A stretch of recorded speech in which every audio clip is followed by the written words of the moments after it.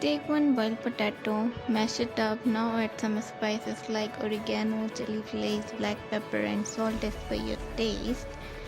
Add chopped onions and more veggies if you have. I don't have any other, so I am skipping it. Also add some cornstarch to bind them all together. Take a mixer grinder jar, add some poha and grind it. Take a bowl, add 2 teaspoons cornstarch and some water to make a slurry like mine.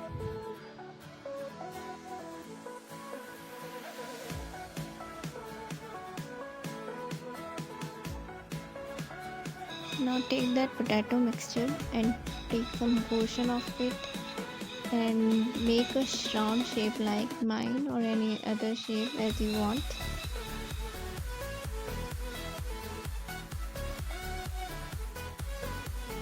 Now take the slurry, take a tikki and dip into slurry first, then in a poha powder that we made, then once again in a slurry and then into poha.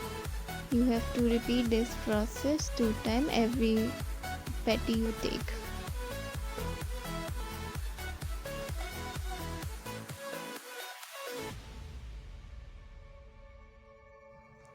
Now take a pan, add some ghee or oil in it and take a tikki to shallow fry it. You can deep fry it also and shallow fry it until it is golden and brown color like mine.